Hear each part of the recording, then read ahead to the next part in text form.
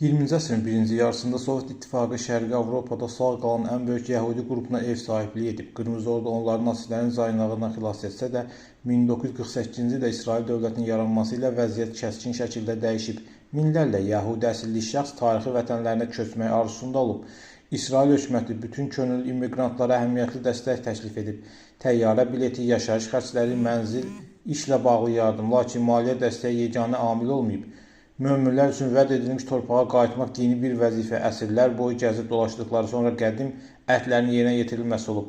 SSR-dən ayrılmaq istəyənlərin əhəmiyyətli bir hissəsi müharibədən sonra ilhaq edilmiş ərazilərdə, Baltik yanı ölkələrdə, Moldovada, Ukraynada və Belarusda, qərb ölkələrində yaşayıb. Amerika istiqaməti insanları İsrailə qədər maraqlandırıb. Dünyanın ən böyük yəhudi icması ABŞ-da yaranıb. Qohumları orada yaşayıb və tibb, ticarət və elm işlərlə məşğul olublar. Praktikada əsl kütləvi köç baş verib. Yəhudilər unikal bir fürsət əldə ediblər. Dövlət təhlükəsizlik rəsmiləri əvvəlcə gedənlərin əksəriyyətinin düşərgələri, məhbuslar və uzaq şərqdəki Yəhudi Muxtar vilayətinin sakinləri olacağını güman ediblər. Reallıq fərqli olub. İsrailəşin qohumlarından minlərlə dəvət gəlməyə başlayıb.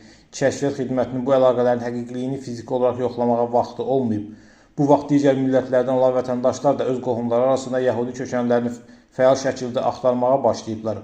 Qohumlardan rəsmi dəvət aldıqdan sonra Avstriyadakı tranzit mərkəzləri tərk edənlərin çoxu İsrailə deyil, birbaşa Amerikaya yola düşüb. Hakimiyyət orqanları bu axının qarşısını inzibat tədbirlərlə almağa çalışıb. Bütün sənəd emalı proseduru insan ruhunun düşməsinə və fikrinin dəyişməsinə səbəb olmaq üçün hazırlanmış əsl bir sınaq olub. İctimaiyyətin antisemitizm komitəsi yaradılıb və burada ölkəni tərk etmək qərarına gələnlər açıq şəkildə qınanılıb və təhqir edilib. Ölkəni tərk edənlər, hətta qısa müddətli səfərlər üçün gedənlərin geri qayıtması qadağan edilib. İstisna yalnız daimi olaraq qayıtmaq qərarına gələn şəxslər üçün şamil edilib. Belə insanlar Sovet İttifaqının ikiqat yəhudiləri ləqəbi verilib. 1971-ci ildə təxminən 15 min yəhudi Sovet İttifaqını tərk edib. Daha sonra Brejnev ölkəni tərk etmək qaydalarını sərtləşdirib. Sonra Qorbacov onları yumşaldıb. 1989-cu ilə qədər bütöv Sovet yəhudilərinin təxminən 1/4-i qərbə mühacirət edib. Ən böyük köç 1989-1992-ci illər arasında baş verib. Həmin SSR-nin dağılması və ümumi liberallaşma dövrü təxminən 380 min yəhudi ölkəni tərk edib.